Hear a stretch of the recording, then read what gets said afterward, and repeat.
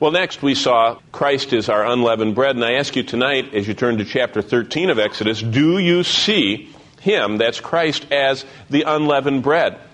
It says in verse 3, and we went in this in great detail last week, Moses said to the people, remember this day in which you came out of Egypt, out of the house of bondage, for by strength of hand of the Lord brought you out of this place. No leavened bread shall be eaten. And there is this conjunction or joining together of unleavened bread with this Exodus event. And the reason for that is that the unleavened bread is such a picture. Now let's just examine for a moment, what is unleavened bread a picture of? Unleavened bread, first of all, especially as captured in the Passover Seder, is a beautiful picture. The broken piece of unleavened bread is explained in the New Testament as a picture of our Lord Jesus Christ who came. It says in 1 Corinthians 5 that he is our Passover and that we should purge our lives of leaven. Why is that? Well, because Jesus Christ was described as the bread of life. He was born in Bethlehem, which is the house of bread. And he shouts for every piece of bread. And every time you look at the Passover unleavened bread, you always should think of three things.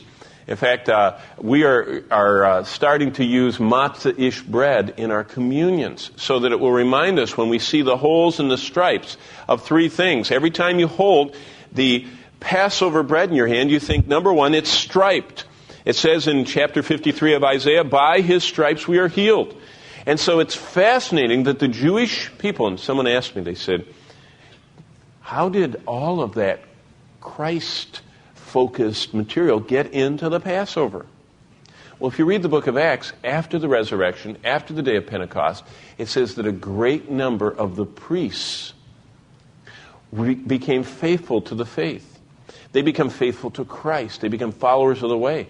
And also some Pharisees. We know of two Pharisees that came to Christ. We know of Nicodemus, the Pharisee, and also Joseph of Arimathea.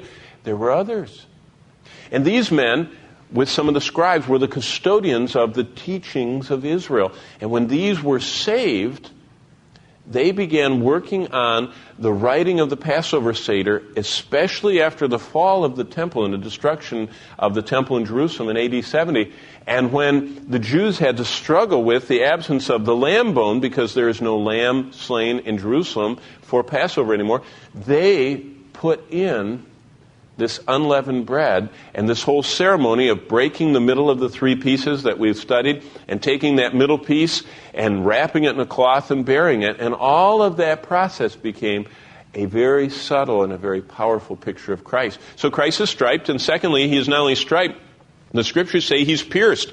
It says in Zechariah 12, they will look on me whom they pierced. And every time you look at a Passover Matzah, you remember that it is striped because he was striped and bore at his body the stripes, the payment of our sin, and it's pierced through. And he was pierced through for our iniquities.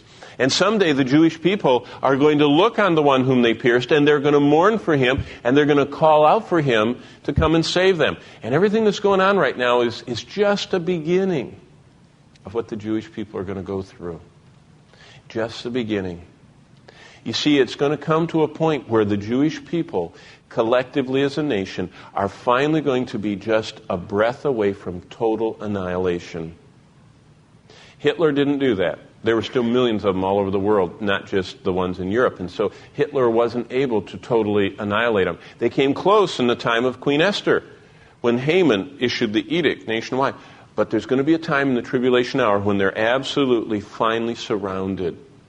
And in a supernatural deliverance, God is going to make a way for them to escape, hiding them in the wilderness. And we know all that from our study of Revelation. But finally, the last thing about Christ as our Passover unleavened bread. As matzah bread is pure without any leaven, so Christ's body was without any sin.